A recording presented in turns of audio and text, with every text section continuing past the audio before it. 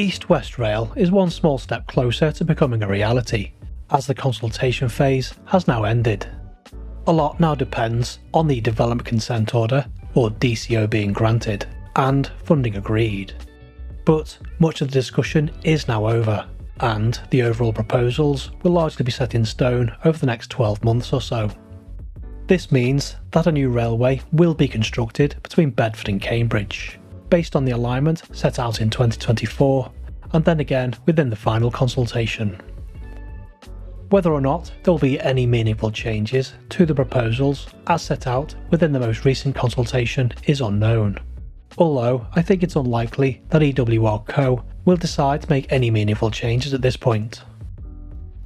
Just before we continue to look at the route from Bedford to Cambridge, I'd just like to mention that I have recently covered the entire route from Oxford to Bedford within 3 videos, which I'd encourage you to watch if you haven't already. Links in the description, and there's a dedicated EWR playlist.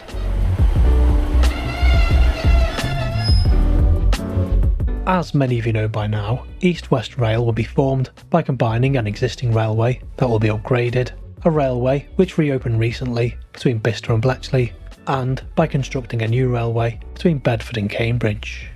The alignment for which has now been decided and will not change, save for some possible refinements.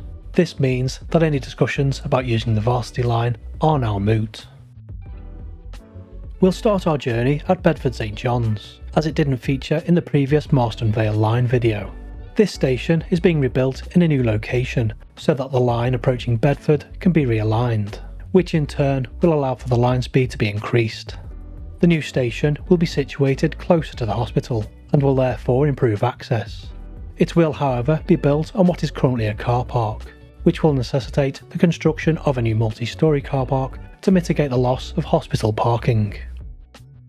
The realignment of the track approaching Bedford will be quite significant, not only requiring the construction of a new station, but also the relocation of existing stabling, currently used to stable Thameslink trains. This means that a new siding would have to be constructed next to the existing Caldwell depot. The Thameslink sidings would then be repurposed so they can be used to stable EWR trains. Bedford station itself will be upgraded and enlarged so that it can accommodate the new EWR services and the expected increase in passenger numbers. Access will also be improved with the addition of a new western entrance. Both entrances will be connected to the platforms by a new elevated concourse, connected to each of the platforms with lifts and stairs. The upgrade of Bedford isn't just about providing provision for EWR, and will provide wider benefits. The inclusion of a new platform for southbound London trains, for instance, isn't strictly necessary for EWR, but it makes sense to include wider upgrades within the programme. Heading east, or more accurately north, from Bedford, 2 new tracks will be constructed as originally proposed. This means that the Midland Main Line will be 6 tracks for approximately 1 kilometre. This is one of the more contentious aspects of the new alignment, as it will have an impact on a number of properties close to the railway. EWR Co insists, however, that the tracks are needed so that the new services can be accommodated without impacting the capacity or reliability of the Midland Main Line. The 6-track section heads north for a short distance, to a point just south of the A6 Great Ouse Way. The track then branches off underneath the road, requiring the construction of a new overbridge. The railway then heads over the Great Ouse, the A6 Paula Radcliffe Way and the floodplain on a large 1.1 km long curved viaduct, which would also pass above Clapham Road. There have been several route refinements on the section from Clapham Green to Roxton, including the removal of previously proposed bridges, with roads to be realigned and connected to other roads to maintain access. One of the more significant changes is the reduction in height of the railway between Southbrook and Roxton Road. This has been reduced by 8 metres, which has been achieved by realigning the railway. The design of the viaduct that will cross Roxton Road, the A1 and Great Ouse has also been refined. This is a significant structure, requiring careful consideration, particularly as it will cross immediately to the north of the new Black Cat roundabout interchange. The route then passes underneath Barford Road, after which another viaduct will be constructed to cross the East Coast Main Line. This viaduct will also support the new Tempsford station to be constructed above the main line. It was announced in January this year that plans for the new Tempsford East Coast Main Line station will be brought forward, meaning that it's likely that the new main line station will be completed before East West Rail. This decision has largely been driven by plans for a large housing development in the area. Some people feel that serving St Neots directly would have been a better option, but there is no practical way to link EWR with the existing station.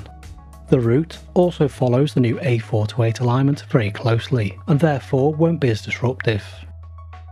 Serving Tempsford and following the A4 to 8 has produced a rather odd looking series of curves, but there are very good reasons for the shape of the route. There are plans to build a railhead connected to the East Coast Main Line that will allow for the delivery of materials by rail, significantly reducing the number of lorry journeys required during construction. This will, however, only be temporary, and there won't be a permanent connection from the East Coast Main Line to EWR. The route heading east broadly follows the A4 to 8 to the Cambourne Road junction. The new Cambourne station will be constructed to the east of the junction and to the north of the A4 to 8. This revised location is 700 metres west of the originally proposed location. There will be a link from Cambourne Road, and to further improve connectivity, an active travel bridge will be constructed over the dual carriageway, with connections to Back Lane and an existing footpath that will be improved. The route under the A4 to 8 and Bourne Airfield was going to consist of a 1.4 km long cut and cover tunnel, involving the excavation of a large cutting that would then be covered to form a tunnel. It is now proposed that the tunnel be constructed using mined tunnel techniques. I'm not entirely certain, but this wording seems very specific and suggests to me that a tunnel boring machine or TBM won't be used. Instead, it could be constructed using excavators and sprayed concrete, which is a slower process than using a TBM, but is significantly less disruptive than using the cut and cover method. There are practical reasons for doing this, as it will reduce disruption to the A4 to 8 and minimises the need for costly utility diversions. The tunnel would emerge to the southeast of Highfields Caldicot. The route would then head south, running to the west of Cambourne.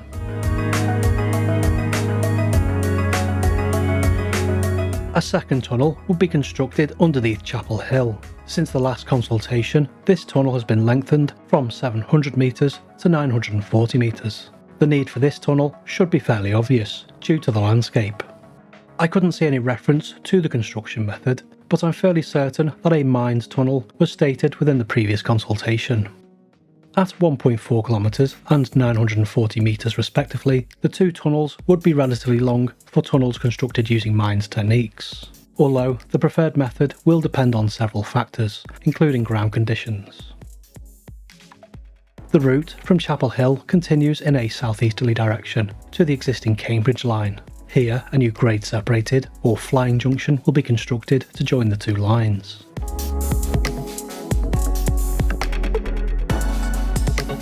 Trains will then continue to Cambridge via the Cambridge line and the West Anglia Main Line.